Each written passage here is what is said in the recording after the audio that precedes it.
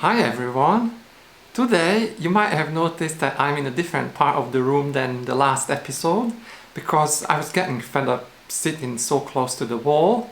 So what I've done is move the camera a little bit behind, closer to my desk, and I'm now actually sitting on top of the coffee table in the living room.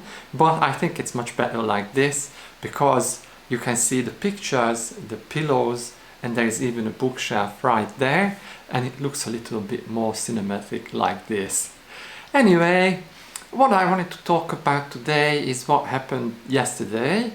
I emailed the Brains Trust in the afternoon because they sent out an email to all the subscribers about their new initiative, which is called Grey Matter. Grey Matter? Or something like that, I can't remember. Let me just check. I'm going to check on the email now, just 1 minute. I've actually got the email here. It's a bit of a shame I forgot it, but never mind. Where is it? So the email says, Brains Trust, the brain cancer people. Wear Grey 2019. So this is what the email was about. They have a project where they are trying to raise money for charity, and basically the grey comes from the grey matter, which is your brain, and they have printed lots of great things that can be used as marketing material, including a t-shirt which I have ordered. So once it's arrived, I will be wearing that up until October, I think, which is when this kind of promotion ends in 2019. So there we go. I am going to read the email now. It says, Dear János, right now more than 60,000 people in the UK are living with a brain tumour. Each diagnosis is devastating and comes with many invisible challenges. This is why we need you to shine a light on what the outside world can see. What the outside world cannot see. Memory loss, uncertainty, fatigue, loss of identity, all of these impact on the day-to-day lives of people living with a brain tumour. These challenges go unseen, causing isolation, fear, and confusion. Our strategy for the next 5 years addresses these hidden challenges, and we need your help to make a difference. Let's come together, let's share our knowledge, let's empower the world to understand. Just because we can't see it doesn't mean it is not there. Well, exactly. I can't agree anymore, because when you look at me you think, he's a normal guy, nothing is wrong with him. But that's what I thought up until February 24th, 2019, when I received my brain tumor diagnosis. Since then, my entire world has been upside down. I've been suffering from mental health issues and all sorts of things which I thought never existed, at least in my life. But now I've realized, going to all these mental health sessions, that I'm actually, well, I'm not going to call myself mentally ill, but I've got some issues that I need to address, and charities like the Brains Trust or Maggie's and other places actually helped quite a lot in that. Anyhow, there is the second half of the email. Let's make Wear Grey bigger and better than ever before. Every year, incredible people do incredible things. Since we first launched Wear Grey in 2011, you've helped to raise over £115,000 in support of the brain tumour community, and we couldn't be more grateful. But we can't stop here. Signing up to Wear Grey is super easy. You can click on a link, which obviously can't click if you watch this, but I will put the link behind this video, below the video. So there is going to be a link underneath here that you can click to register.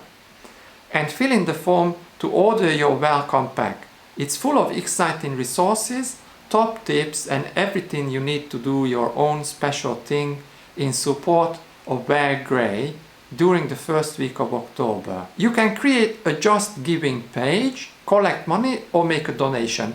Now I've set up a £10 per month direct debit to Brains Trust anyway, and I've received their brain box, which I think I talked about in the last episode, or maybe 5 or 6 episodes ago. I talked about the things that really helped me during the first few weeks of diagnosis, and one of them was the Brains box by the Brains Trust.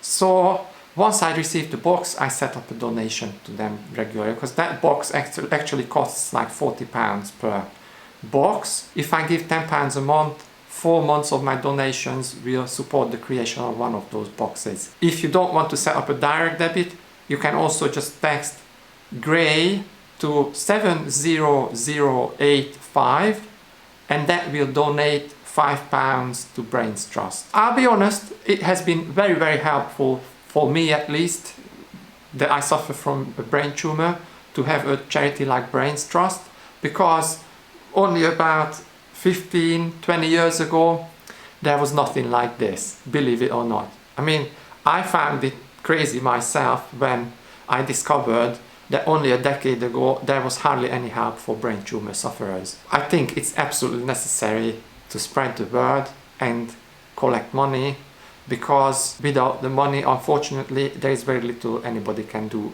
in today's society. The more money you can give, the better, because then the more people they can help. And not only Brains Trust, I'm not an exclusive charity person, representative or anything of Brains Trust. I just thought I would talk about it because they helped me.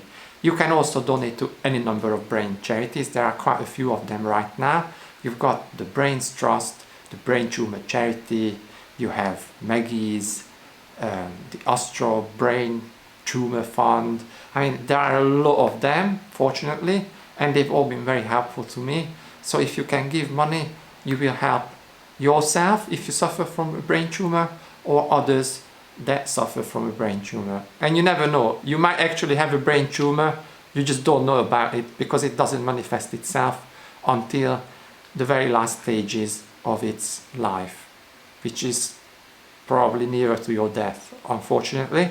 I consider myself very lucky that it has been diagnosed, and I feel frustrated that my GP didn't discover it earlier, but at least it has been discovered because I was very proactive. Anyhow, without going into a tangent or going astray or straying from my line of thought, what was I going to say was that it is important to donate to charities to help others, because you never know when you are going to be in the same situation yourself. One last thing for today is something that my friend sent me yesterday, which is like, I don't know, I am a spiritual person and I believe in God as well. So this, I feel, is a divine intervention, because I've been thinking about doing this same thing for a very long time, but for reasons of insanity, let's call it, or just being lazy, I have never done it. But then my friend emailed me yesterday and she said she would suggest that I try to visualize positive things, write a note for myself that I should be able to look at during the day to remind myself that I'm in good hands. So here we go.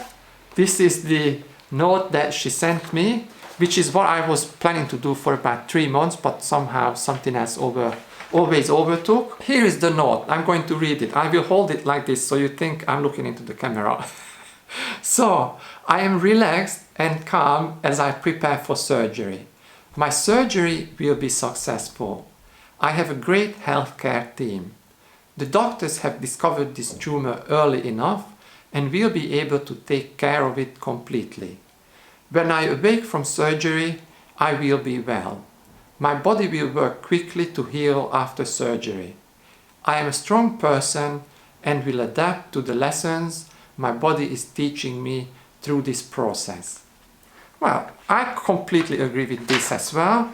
I mean, I have a great healthcare team, because two things, St. George's Hospital has one of the best neurosurgical departments.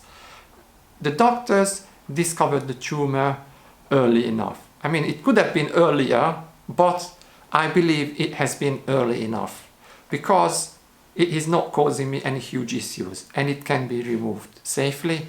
And my neurosurgeon told me it's a relatively low risk operation.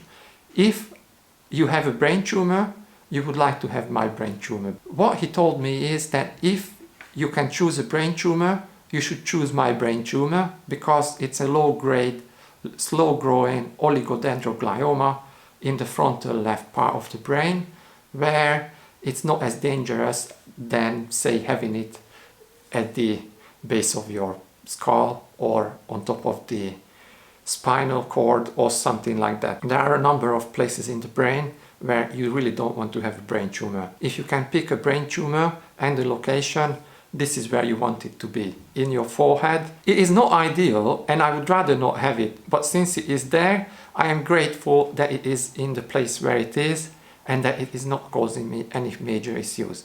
I can still walk, talk, eat, enjoy life. I've been traveling quite a lot and it hasn't really impeded in my everyday life, fortunately. So I'm grateful for that. I believe that I will be fine when I wake up from surgery.